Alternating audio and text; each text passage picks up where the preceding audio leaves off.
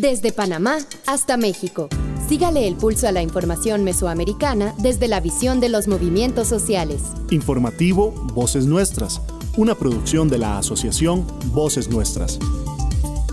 Saludos queridas y queridos oyentes, es un gusto estar nuevamente con ustedes en esta edición del informativo mesoamericano Voces Nuestras. Aquí Génesis R. Cruz y como siempre junto a mi compañero Joaquín les traemos información directamente desde el corazón de los movimientos sociales de nuestra región. Así es, Génesis, y antes de empezar queremos reiterar nuestro compromiso con la defensa de los derechos humanos y con las comunidades de Centroamérica y México. Hoy les compartiremos historias relevantes que merecen ser amplificadas y escuchadas, y por supuesto que esto no sería posible sin nuestra red de corresponsales, quienes desde los rincones más diversos nos comparten esta valiosa información. Muchísimas gracias por su dedicación y por su compromiso que hacen posible que estemos conectados con la realidad mesoamericana semana a semana. Sin más preámbulos, comenzamos con los titulares de esta semana. En Nicaragua, el régimen de Daniel Ortega cerró a las propiedades de la Universidad Centroamericana. En Costa Rica, el principal sospechoso del femicidio de Fernanda y Raisha enfrentará 6 meses de prisión preventiva, a más de 3 años de los hechos. En El Salvador, exigen justicia y libertad ante detenciones arbitrarias en estado de excepción. En Guatemala finaliza el periodo de campaña para los candidatos Sandra Torres y Bernardo Arévalo. También en Guatemala, denuncian uso de discursos religiosos para manipular votantes en segunda ronda electoral. En Panamá, los pueblos indígenas continúan demandando reconocimiento de sus derechos.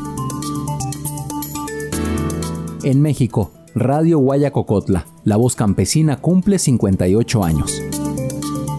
Y en El Salvador, la pobreza extrema se duplicó entre el 2019 y el 2022. Nos unen nuestros territorios, nuestras historias, nuestras culturas. Informativo Mesoamericano, Voces Nuestras. En Nicaragua. El miércoles 16 de agosto, el régimen encabezado por Daniel Ortega y Rosario Murillo llevó a cabo la confiscación de todos los activos de la Universidad Centroamericana UCA, una institución jesuita establecida en Nicaragua en 1960. A través de un correo enviado a su personal, la UCA denunció que el martes 15 de agosto, durante la tarde, recibieron un documento judicial en el cual se les imputa sin fundamento como terroristas y organizadores de grupos delictivos. La comunicación interna de la UCA expone: les informamos que el 15 de agosto de este año, a las 5:29 de la tarde, hemos recibido una notificación del Juzgado 10º del Distrito Penal de Audiencias de la Circunscripción Managua, a cargo de la jueza Gloria María Saavedra, en la que se nos comunica la incautación de bienes, propiedades, moneda nacional y extranjera. La UCA considera estas acusaciones infundadas y reitera su compromiso con la sociedad nicaragüense en la búsqueda de una educación superior de excelencia y conforme a sus principios fundacionales que datan de hace 63 años. La respuesta no se hizo esperar. Estudiantes, egresados, organizaciones de derechos humanos y otras instituciones afines a la Compañía de Jesús en América Latina condenaron la acción del régimen y exhortaron a Ortega a restituir todos los bienes a la UCA. Le saluda a Gonzalo Carrión Maradiaga, graduado por la Universidad Centroamericana UCA como licenciado en Derecho.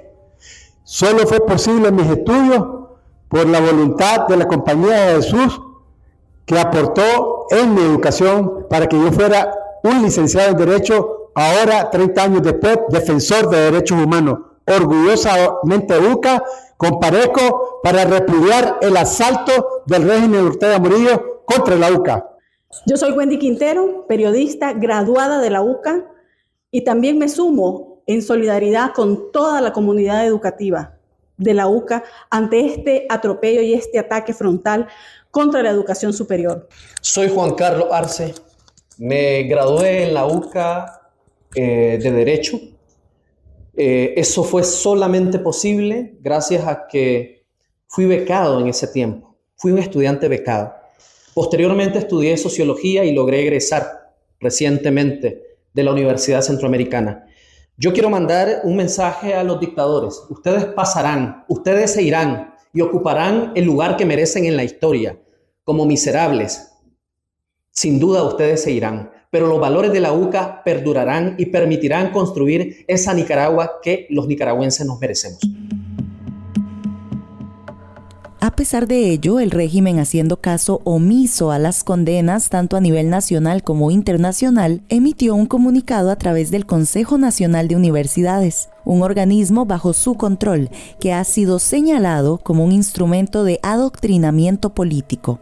En este comunicado se asegura que se garantizará la continuidad académica de los estudiantes. Sin embargo, varios jóvenes estudiantes de la UCA consultados al respecto expresaron que lo único que esperan es la entrega de sus calificaciones hasta la fecha para así poder continuar sus estudios en el extranjero.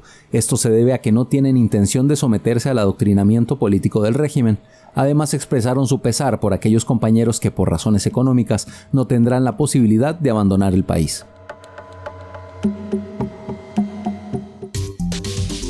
Con la visión de los movimientos sociales. Informativo Voces Nuestras. En Costa Rica. El 30 de julio de 2020, en San Pablo de León Cortés, en la zona de Los Santos, la comunidad es testigo de un hecho fortuito que cobra la vida de 2 personas. Mi nombre es Xavier Sánchez Aguilar y soy hermano de Fernanda Melissa Sánchez Aguilar, de 31 años, y tío de Raiza Fabiola Ríos Sánchez, de 12 años, asesinadas ese día en la zona de Los Santos.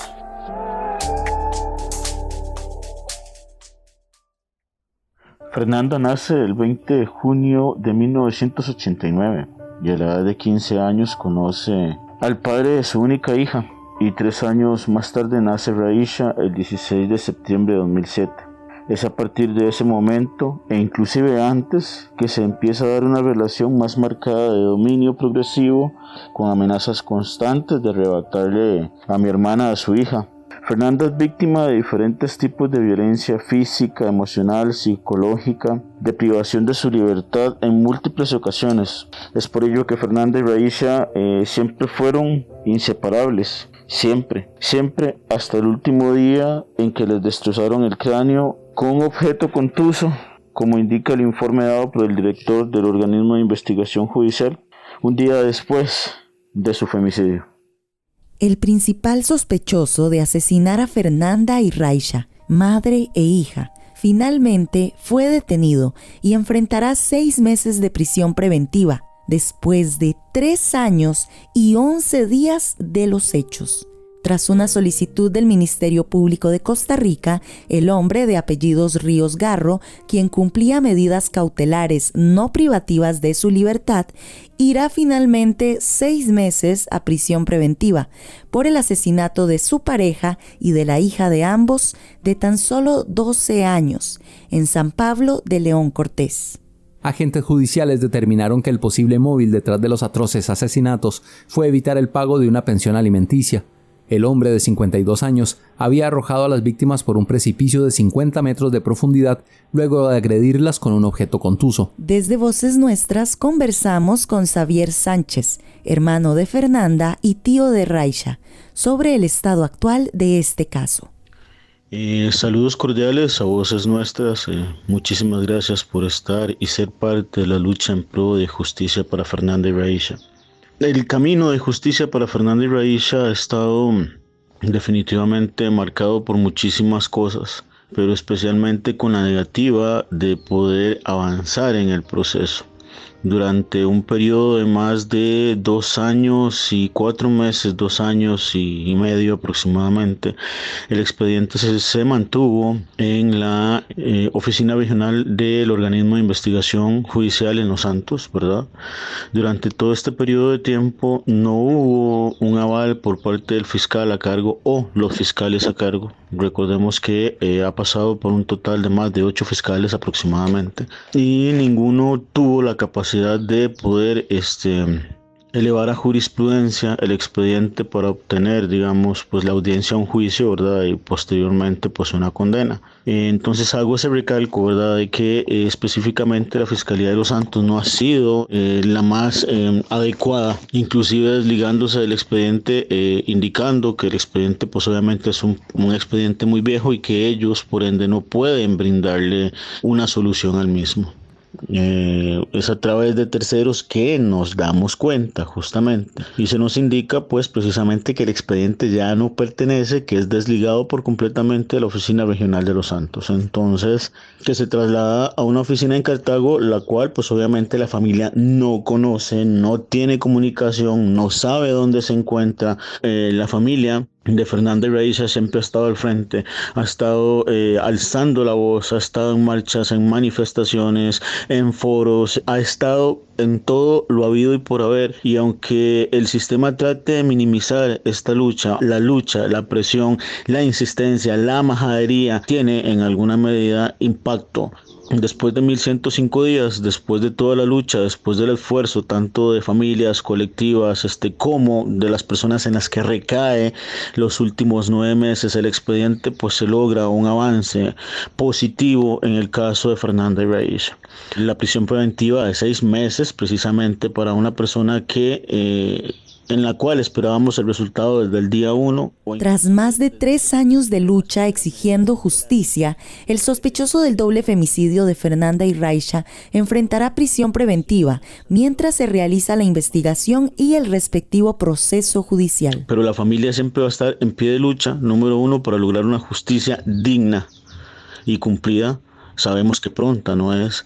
Y posterior a esto, pues seguirá en lucha de pro justamente al llamado a la conciencia para hacer un cambio social con respecto a lo que hoy tenemos que enfrentar, que es un femicidio.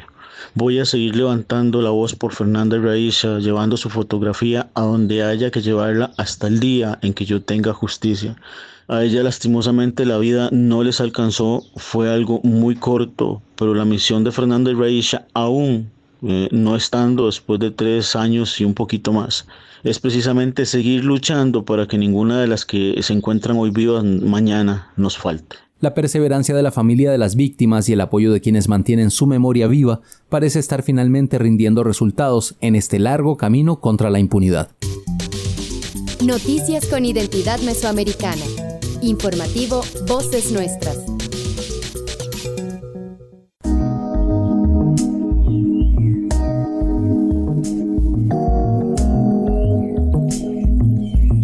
Mujeres en 1989 sembraron un sueño. Desde entonces, ese sueño no ha dejado de florecer. Somos Voces Nuestras, Centro de Comunicación Educativa.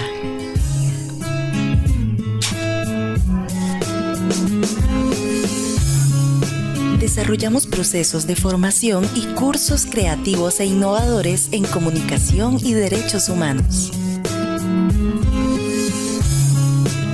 Y fortalecemos capacidades de comunicación de organizaciones y grupos de base que apuesten por el buen vivir. Nuestro equipo está comprometido con la divulgación de la agenda de los movimientos sociales que defienden la vida digna para todas las personas y el respeto a la naturaleza. Nos mueve la rabia ante el acaparamiento en los medios de comunicación tradicionales que impiden que las comunidades amplifiquen sus voces.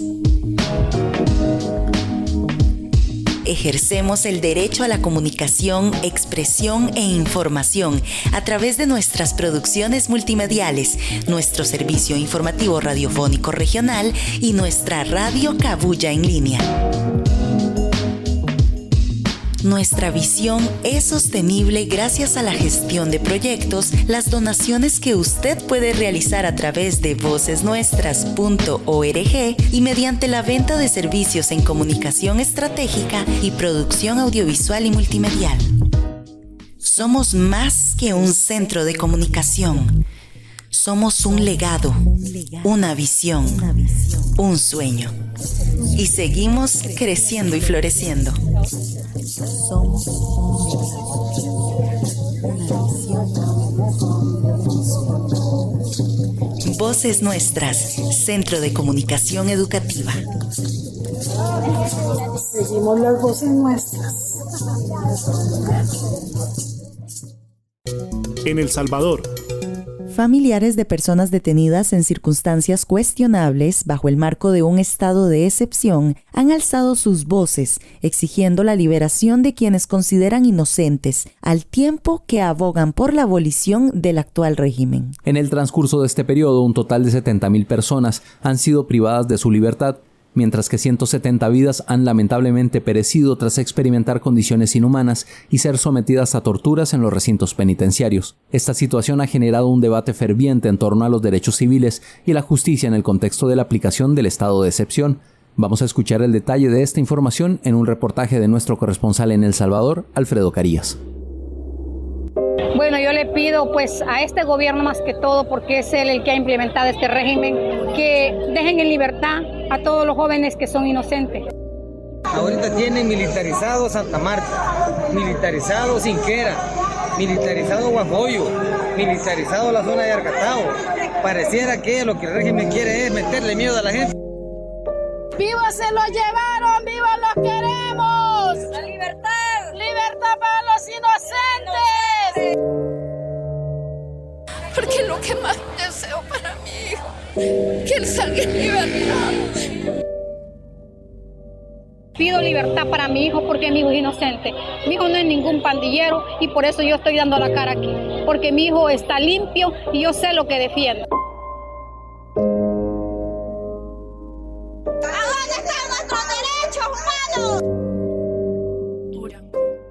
Saludos, audiencia de Voces Nuestras. Soy Alfredo Carías, corresponsal en El Salvador. En estos momentos nos encontramos dando cobertura a una concentración pacífica que están realizando familiares de personas detenidas arbitrariamente por el régimen de excepción por el gobierno del presidente salvadoreño Nayib Bukele. Aquí hay familiares que tienen más de un año que sus hijos, hijas, hermanos, hermanas, padres, madres han sido detenidos bajo la excusa que pertenecen a agrupaciones ilícitas o pandillas. Sin embargo, los familiares aseguran que sus seres queridos son inocentes y que no deben nada. Que por favor el señor presidente se ponga su mano en su conciencia y libere tanto inocente. Uno no está en contra de que los que la deben, pues, que la paguen, ¿verdad? Pero mi hijo no, él no está en ese cuenta y si yo pido que a todos los jóvenes que tienen así injustamente enfermos. Entonces yo le pido al señor presidente que pues si votamos por él es porque pedimos un cambio bueno que nos iba a dar, no que los iba a encerrar a los hijos y los iba a tener allá hasta cuando él quisiera, es injusto. Nosotros confiamos en él. Yo fui la primera que le di mi voto, pensando en que decía que él iba a hacer la diferencia, pero nunca me imaginé que si mi hijo me lo iba a quitar, nunca me imaginé. Me llamo Muriel Janet Guzmán y soy madre de Mauricio Enrique Aguilar Guzmán. Él fue detenido en un retén cuando iba a carretera Popa. Y ahí me lo detuvieron a mi hijo. Y él ahí tengo el audio. Cuando a mi hijo me lo detuvieron. El lunes cumplió 4 meses de detenido. Él está en Mariana. Yo voy a buscarlo a mi pobre hijo. Le llevo lo que puedo porque soy pobremente. Yo este año iba a ser operada casi de mi ojo que me está fallando. Y por eso que le pasó a mi hijo ya no voy a ser operada. Pero espero en Dios y ustedes que nos puedan compartir la ayuda para que mi hijo salga en libertad. Cuando han logrado encontrar pruebas de que son pandilleros, se presume que son inocentes, y es la mayoría. Yo digo, está bien, el régimen sabe quiénes son los pandilleros, saben dónde están, los nombres, los alias. ¿Por qué no persigue directamente a las pandillas y no que se va a hacer redada? La frase de estuvieron en el momento, en el lugar equivocado, no aplica. Porque las personas detenidas arbitrariamente fueron sacados de sus viviendas y llevados a las cárceles salvadoreñas, según sus familiares. Yo soy madre de Ricardo Ernesto Martínez, Mercedes García.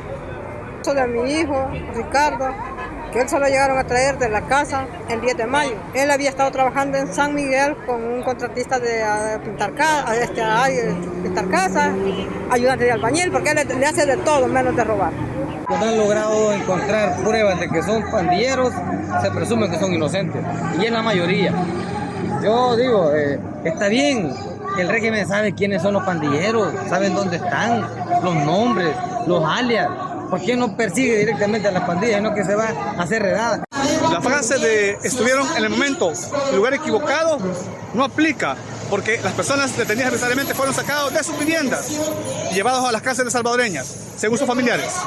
Eso de mi hijo, Ricardo, que él se lo llegaron a traer de la casa el 10 de mayo. Él había estado trabajando en San Miguel con un contratista de pintar casa, ayudante de albañil, porque él le hace de todo menos de robar. Las y los familiares de las personas detenidas, justamente bajo el régimen de excepción, están demandando la abolición de esta legislación que ha puesto en las cárceles a miles de personas inocentes en este país centroamericano llamado El Salvador. Aquí se escuchan las voces de las mujeres y hombres que construyen Mesoamérica día a día. Informativo Voces Nuestras. Mi nombre es Lilia Monteros y soy facilitadora a nivel local de la organización Tierra Viva. Nuestra organización, aquí en el departamento de San Marcos, Guatemala, tiene 20 años de presencia y nuestro objetivo ha sido aportar a mujeres procesos formativos, organizativos y de incidencia para posicionamiento de sus derechos sexuales y derechos reproductivos. En estos años de trabajo hemos tenido muchos desafíos y retos, pero también hemos tenido muchos logros como ver que muchas mujeres sobrevivientes de violencia han superado el pasado y han tomado un liderazgo y un apropiamiento de sus cuerpos, que muchas mujeres reconocen y defienden ahora sus derechos sin miedo y sin culpa. Soñamos con un futuro donde no exista discriminación, racismo, opresión y violencia, principalmente hacia todas las niñas, adolescentes y mujeres. Este sueño es cada vez más fuerte, porque nuestra organización no está sola y cada día somos más. En Guatemala y en Tierra Viva somos REPEM. Somos REPEM, Red de Educación Popular entre Mujeres de Latinoamérica y el Caribe. En Guatemala, muchos sectores progresistas, sindicalistas y también de derechos humanos, de defensa de territorios y de los pueblos indígenas han coincidido en adherirse al voto en favor del candidato Arévalo en Guatemala, ya que ven en esta opción una oportunidad para iniciar un proceso con el cual se pueda depurar la corrupción y los vicios electorales en ese país. La nota con el corresponsal Herbert Reyes desde Ciudad de Guatemala. Rosalina Tuyú es diputada, fundadora de la Coordinadora Nacional de Líderes de Guatemala, destacada defensora de los derechos de los pueblos indígenas, al igual que muchas organizaciones y personas individuales, invita de manera concreta y concisa al voto en su idioma materno y también en castellano.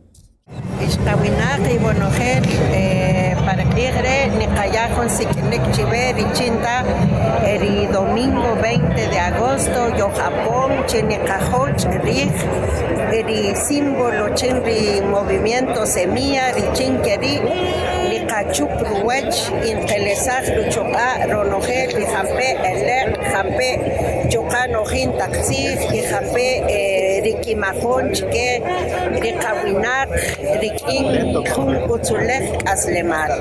Muy buenas tardes. En esta ocasión quiero hacer un llamado a toda la población, principalmente a las mujeres y a los jóvenes, para que este domingo 20 de agosto lleguemos a votar y a decidir para un cambio profundo para este país. Necesitamos que nuestro voto sea marcado con el símbolo del movimiento Semilla para de una vez terminar también para erradicar la corrupción, erradicar toda la mentira, toda la utilización de los recursos que va para educación, para salud y para desarrollo. Hoy más que nunca el país nos espera. En la actual coyuntura electoral y las dinámicas que se presentaron, como la no credibilidad a encuestas, lucha frontal hacia los net centers, campaña negra, lucha contra las alianzas electoreras, las organizaciones han coincidido en pensar el voto hacia el socialdemócrata Movimiento Semilla. Votar es la única opción que tenemos para hacer realidad nuestros anhelos, nuestros sueños, estas ganas de tener una vida digna. Votar es la forma donde nuestra decisión se expresa de forma libre y a la vez poderosa, porque votar es dejar claro que el que manda en este país es el pueblo de Guatemala y no los corruptos.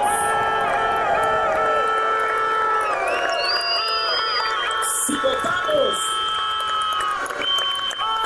si vamos a votar, podemos cambiar Guatemala. Desde la ciudad de Guatemala reportó para el informativo mesoamericano Voces Nuestras, Herbert Reyes. Aquí se escuchan las voces de las mujeres y hombres que construyen Mesoamérica día a día. Informativo Voces Nuestras. En Guatemala. Seguimos en Guatemala hablando del proceso electoral, y es que en la segunda vuelta de las elecciones presidenciales persiste el empleo de los discursos religiosos con el propósito de influir en el electorado, según lo señaló Pedro Pablo Sánchez, representante de la organización civil Artículo 67. Sánchez advirtió que durante este crucial periodo electoral se identificaron diversas instancias en las cuales se hizo uso de estos discursos con la intención de manipular el voto ciudadano, sin que el Tribunal Supremo Electoral tomara medidas punitivas al respecto. Para un análisis más profundo sobre este fenómeno, el periodista Marco Antonio Hernández Arévalo nos comparte el siguiente reporte. Este jueves 17 de agosto de 2023, la organización civil Artículo 67 brindó una conferencia sobre la instrumentalización de la religión en la segunda vuelta electoral. Recordemos que a este jueves 17 de agosto estamos a escasos 3 días de la segunda vuelta electoral, en donde las y los guatemaltecos decidirán qué gobernantes ostentarán el puesto de presidente y vicepresidente para los siguientes 4 años en Guatemala. Nos encontramos con uno de los participantes de esta conferencia. Coméntanos tu nombre y sobre lo expuesto a la sociedad guatemalteca en este día sobre la instrumentalización de las religiones. Bien, mi nombre es Pedro Pablo Sánchez, yo soy coordinador del proyecto Artículo 67, que es una organización civil. Y bueno, pese a algunos atrasos en el reconteo de votos en las elecciones 2023 en Guatemala, la campaña electoral ha tomado su curso nuevamente, ¿verdad? En ese sentido, conforme inició la campaña electoral, desde Artículo 67 iniciamos la fiscalización de la instrumentalización de la religión y su ilegalidad establecida en el inciso E del Artículo 67 del Reglamento de la Ley Electoral y de Partidos Políticos. En ese sentido, en la primera vuelta de las elecciones 2023 reportamos 107 faltas, mientras que en esta segunda vuelta se registraron 115 faltas por los partidos Unidad Nacional de la Esperanza, el Partido UNE y el Movimiento Semilla. De esta forma, 84 faltas corresponden a Sandra Torres, que es candidata presidencial del Partido UNE, 20 faltas son del candidato vicepresidencial Romeo Guerra de este mismo partido, 8 faltas corresponden a Bernardo Arévalo, candidato presidencial del Movimiento Semilla. 3 faltas son establecidas para Samuel Pérez, que es diputado ya electo, y una falta para la diputada electa también, Laura Marroquín. Estos últimos 2 diputados, a pesar de haber sido electos, se consideraron también una falta como participación en la campaña electoral del candidato Bernardo Arévalo y la candidata Karin Herrera. En este sentido, pues el tipo de faltas más recurrentes fue el uso del discurso religioso con 93 reportes, desglosado en apelación a Dios con 51 faltas, apelación a valores cristianos con 20 faltas y referencias a pasajes bíblicos con 16 faltas. De esta forma, pues recordamos, ¿verdad?, que estamos a pocos días de las votaciones y sin embargo vemos con preocupación que las infracciones al reglamento de la LEP no han sido sancionadas por el Tribunal Supremo Electoral, siendo claramente una violación a la ley de Guatemala. Y pues estas prácticas no son nuevas. Hemos visto que estas faltas al reglamento de la ley electoral han sido también reportadas por presidentes como Jimmy Morales y Alejandro Yamatei. Y bueno, para concluir, ante estos resultados, a pocos días de la segunda vuelta electoral, pues, que definirá el gobierno del país, instamos a la ciudadanía a reflexionar que aunque algunos discursos puedan parecer de acuerdo con nuestras creencias, se trata de una infracción al reglamento electoral y es una forma de manipulación por los candidatos presidenciales. Es inmoral si lo vemos desde un punto religioso y también forma parte de una manipulación, como mencionaba anteriormente, ¿verdad? Porque están apelando y están utilizando las creencias de la población o de los feligreses para ganar votos, ¿verdad? Y esto es sumamente peligroso si hablamos en cuanto a moralidad y en cuanto a ciudadanía como tal. Condenamos estas prácticas, ¿verdad? Condenamos esta ilegalidad por parte de los candidatos presidenciales, sobre todo pues del partido que ha tenido más faltas. De esta forma también condenamos la manipulación que líderes religiosos han tenido también en esta campaña electoral específicamente, ¿verdad? Marco Hernández informando desde los territorios. Nos unen nuestros territorios, nuestras historias, nuestras culturas. Informativo Mesoamericano, Voces Nuestras. Cuando la gente piensa en sexualidad, piensa en genitales, pubertad, embarazos y con suerte en condones. Pero, ¿eso es todo? No. La educación integral en sexualidad aborda mente, cuerpo y relaciones con los demás. La educación integral en sexualidad es prevenir abusos y cuidar el propio cuerpo. Es asegurar la igualdad entre hombres y mujeres. Es respeto por la diversidad. Es cuidar las emociones y los sentimientos. Educación integral en sexualidad. Educación urgente. Inteligente. Educación sin miedo. Sin vergüenza. Pacto por los derechos sexuales y derechos reproductivos. En Panamá. El Día Internacional de los Pueblos Indígenas, establecido por la ONU el 9 de agosto, promueve la preservación cultural y de los derechos humanos de los grupos originarios, con especial énfasis en el lema de este año: Juventud indígena, un agente de cambio hacia la autodeterminación. En el contexto panameño, diversas comunidades indígenas, como los gunas, nobes, buglés, bribris, nazos y emberas-bunán, continúan alzando su voz en demanda de acciones concretas por parte de las autoridades gubernamentales. Sus reclamos incluyen el reconocimiento pleno de sus derechos humanos, garantías de seguridad jurídica para sus comarcas y preservación de sus territorios. El reporte desde Radio Temblor en Panamá con nuestra corresponsal Dania Batista Guevara. El 9 de agosto, Día Internacional de los Pueblos Indígenas, fue establecido por la Asamblea General de las Naciones Unidas el 23 de diciembre de 1994, con la finalidad de preservar las costumbres, tradiciones, idiomas, saberes y conocimientos de los grupos originarios, así como el reconocimiento de sus derechos humanos. De igual manera, exigen que el Estado panameño ratifique el Convenio 169 sobre pueblos indígenas y tribales de la Organización Internacional del Trabajo, OIT. Escuchemos declaraciones de Tuirén Ferrer, de Radios Voces Originarias Panamá. Para mí, los derechos de los mal llamados pueblos indígenas es una lucha de todos los días, no solamente aquí en Panamá, sino a nivel de Abya Yala. Es la lucha de todos los días. Y no debería, esa fecha no debería ser tan especial como un simple recordatorio, no debería llevarse como un simple recordatorio. ¿Por qué digo simple recordatorio? Porque cada 9 de agosto, en la cual la Asamblea General de las Naciones Unidas conmemoró esa fecha a nivel mundial de los pueblos indígenas. ¿Por qué? Porque faltaba subrayar el derecho de los pueblos indígenas para mantener y reforzar sus instituciones, sus culturas, sus tradiciones, su desarrollo, de acuerdo a las aspiraciones y necesidades que incluye los derechos individuales y colectivos de cada población indígena. Bueno, en particular, ¿no? Su derecho a la cultura, derecho a la identidad, derecho al idioma, al empleo, la salud, también a la educación.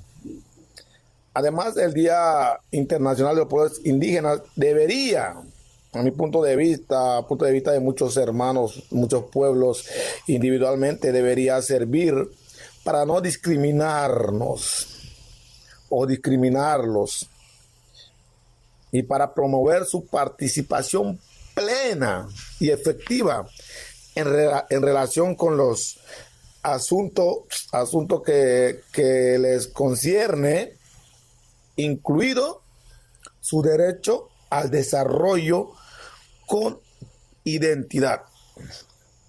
Bueno, esta es la pregunta. En realidad, ¿sirve conmemorarlo? ¿De verdad nos visibiliza como pueblo desde 1994 o 1492, cuando llegó los españoles? O desde 1954, cuando se instauró en las Declaraciones de las Naciones. De verdad, ayuda que no se le discrimine, esa es la pregunta. O que se excluya a que no pase nadie sobre sus derechos. Si bien Día Internacional de los Pueblos Indígenas es una reafirmación de la diversidad, de la acción nacional de cada institución y de la fuerza del Estado para proteger los derechos de los pueblos indígenas. Lo que sucede en la actualidad está lejos, sinceramente está lejos. Vemos cada día cómo cada pueblo lucha por llegar a sus objetivos que se ha propuesto desde la esfera internacional, a saber, la discriminación contra la persona perteneciente a los pueblos indígenas aún se mantiene. La mayoría de los pueblos indígenas se encuentran excluidos de la sociedad a niveles económicos, políticos, sociales, culturales, lejos de su cosmovisión. También los derechos básicos como ser educación, salud y trabajo no están garantizados. La medicina tradicional y la educación intercultural indígena mantiene fuerte resistencia intercultural por parte de los sistemas de salud y educación oficiales de cada país. Sus creencias religiosas no se respetan con el mismo estatus que las demás. Pues sabemos que los españoles trajeron su propia religión, sus propios dioses en 1492 y las instituciones no respetan, ni siquiera los gobiernos. Igualmente, cada pueblo indígena, nos vemos a nivel de Abya Yala, o sea, América, continúa perdiendo sus territorios, que es una lucha milenaria. Algunos siendo desalojados o atropellados en sus derechos, a pesar de la legislación internacional existente. No vamos lejos, aquí en Panamá aún sigue la lucha por Nudargana. Nudargana es la parte de Santa Isabel, que ya es reconocido a nivel internacional, pero el Estado panameño no lo quiere reconocer. Es una lucha milenaria. Igualmente, las empresas multinacionales con objetivo de extracción de recursos en territorios indígenas no son lo suficientemente controlados o sancionados. La mayoría de las veces con la inacción y la complicidad por parte del Estado, quien es justamente encargado de velar, de cuidar, de hacer cumplir los derechos de los pueblos indígenas en cada país.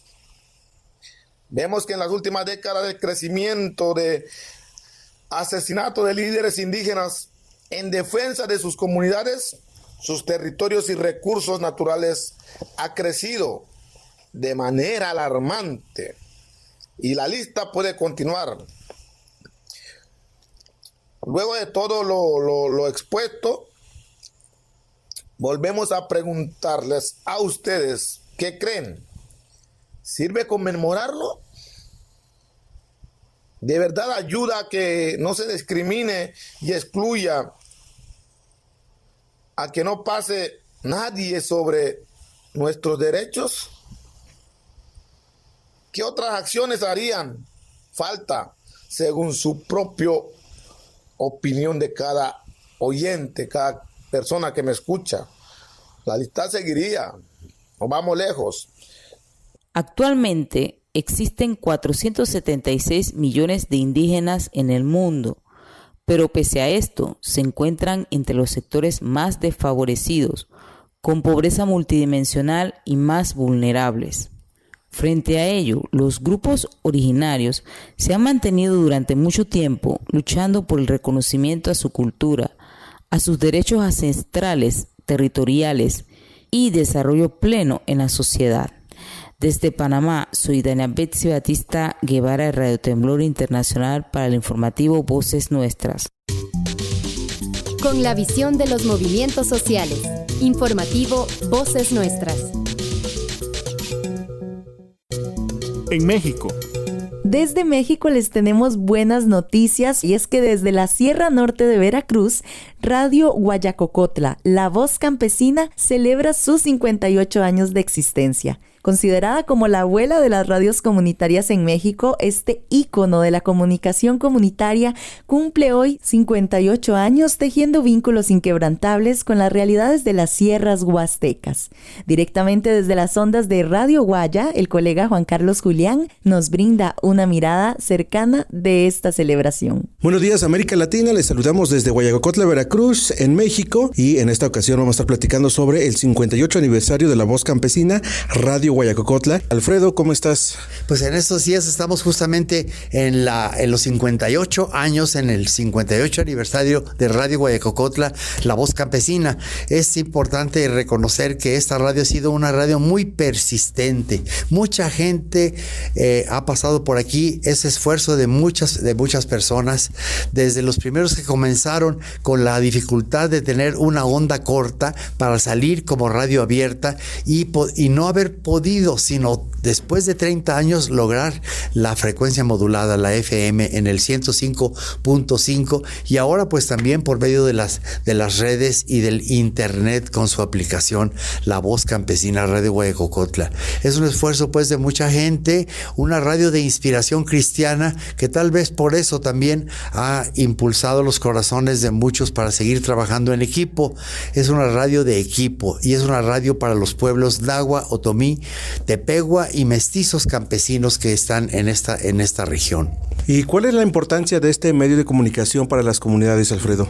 Pues en primer lugar, el hecho de que es prácticamente el único con la potencia que tiene de 10,000 watts en toda esta región, e inclusive a nivel país, pues es el que tiene más potencia entre las radios comunitarias, y simplemente pues por haber luchado tanto tiempo para tener una frecuencia decente. Realmente la gente la aprecia, y eso se está notando ahorita en la celebración de los 58 años, como tanta gente solidariamente se ha aproximado, tanta gente que no conocía tal vez más que por la voz a la radio y que quieren saber dónde está esta radio, quieren conocernos de saludo y de vista, de saludo y de abrazo en este 58 aniversario, ¿verdad? Gente que llegó desde 4 horas, bandas que se ofrecen para tocar su música, las danzas, los tríos, porque es muy importante la música huasteca aquí, y sobre todo lo que tanto ha impulsado la radio, que es la música indígena ritual. 15 de agosto de 1965 nació esta Radio Guayacocotla, la voz campesina, como bien escuchábamos en voz del padre Alfredo Cepeda González, quien lleva ya más de 40 años aquí en la zona. Él es uno de los principales luchadores sociales de la región, y pues esta importancia del aniversario de la radio, pues es un día nacional, podría decirse, porque es la abuela de las radios comunitarias en México. Para Contacto Sur, Juan Carlos Julián.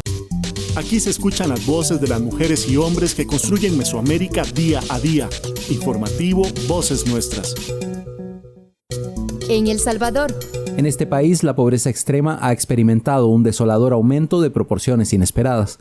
Entre 2019 y 2022, la pobreza extrema se ha duplicado, esto según los datos del economista Ricardo Castaneda, del Instituto Centroamericano de Estudios Fiscales.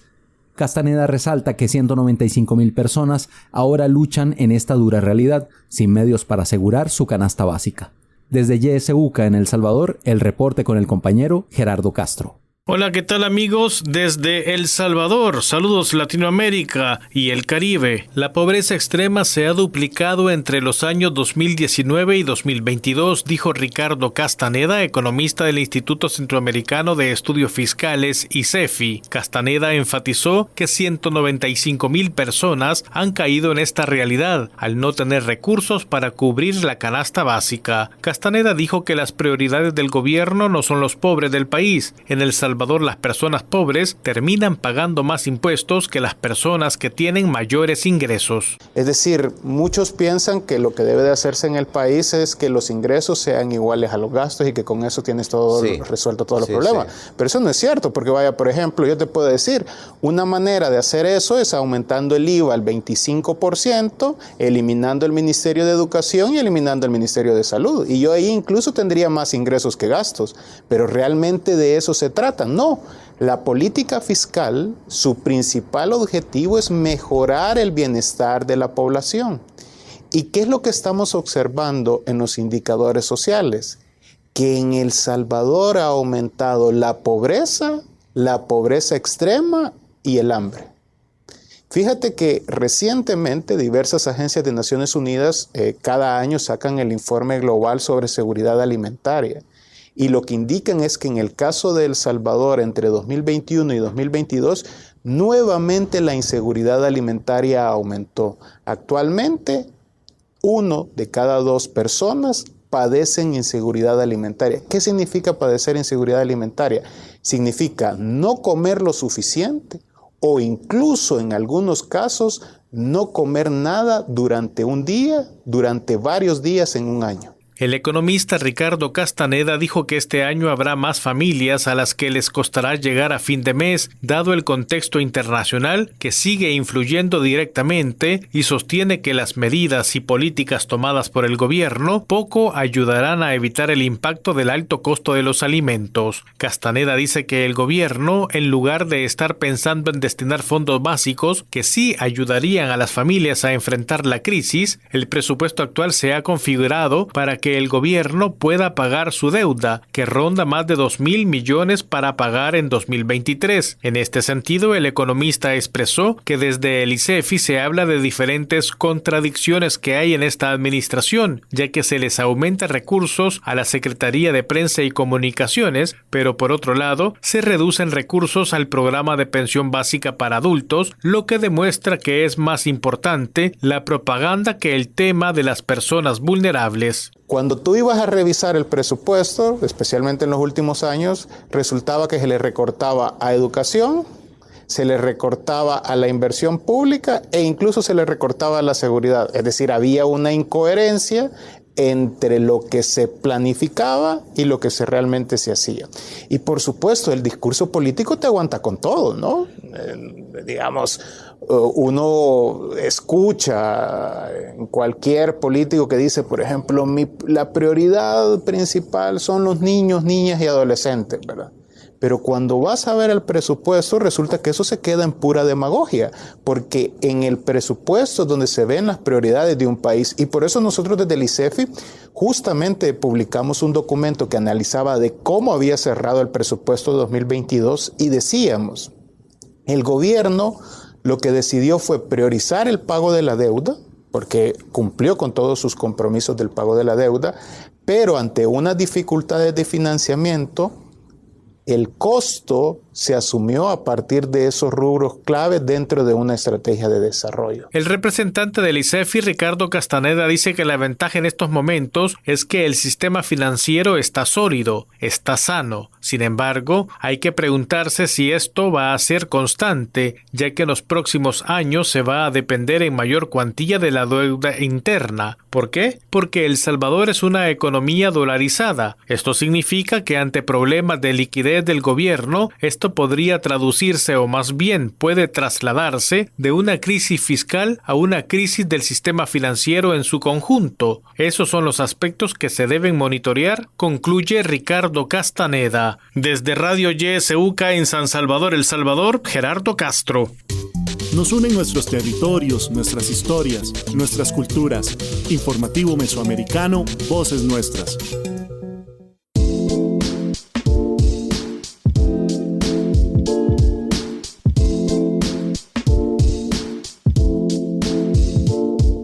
Llegar inmediatamente después de firmar los acuerdos de paz a una organización como Las Dignas o construir un colectivo como Las Dignas, para mí como mujer fue repensarme, poder encontrarme de manera distinta como mujer, con derechos o con la necesidad de construir esos derechos, de pensarme también junto a otras mujeres. Las mujeres desde hace años escalando los peldaños, luchando por el derecho a la educación y el sufragio. Queríamos autodeterminación y autonomía y una ciudadanía reconocida, organizadas para derrocar dictaduras en acción rebelde. Todas somos una, la voz de las mujeres. Estar en un colectivo como Las Dignas también me hizo pensar en que hay múltiples opresiones, o sea, no solo la opresión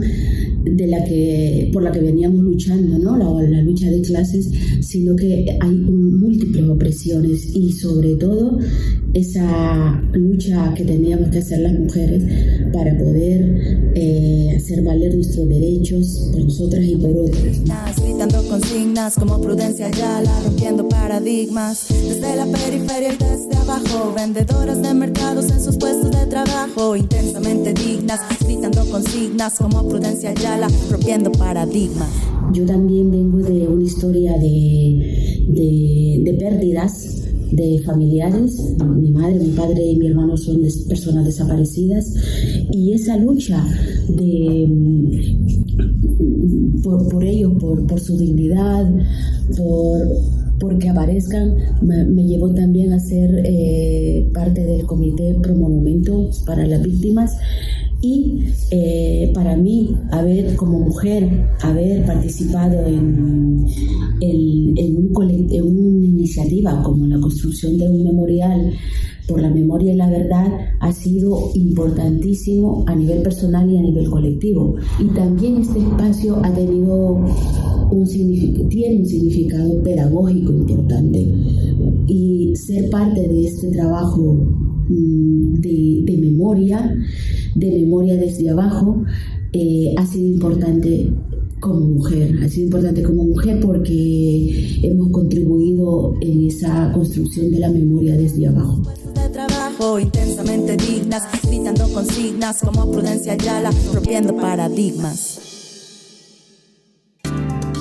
Si tiene información, sugerencias o comentarios, le invitamos a escribirnos a redaccion@vocesnuestras.org.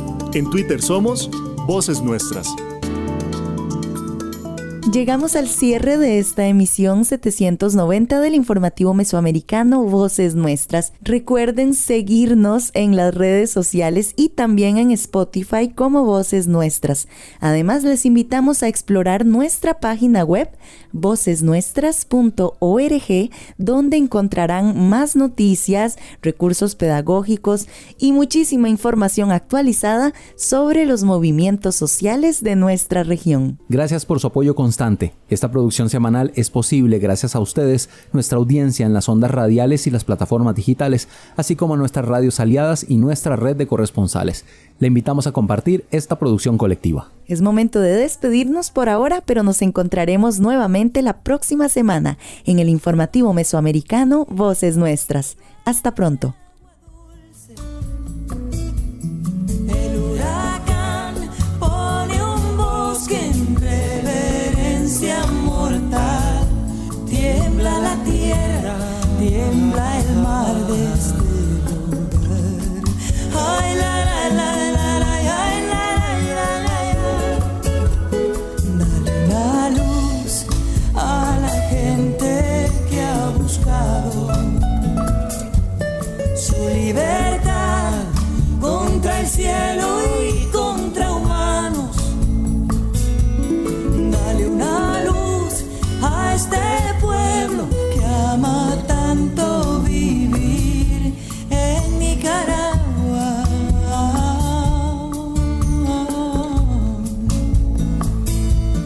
Dale una luz a este pueblo que ama tanto vivir en Nicaragua.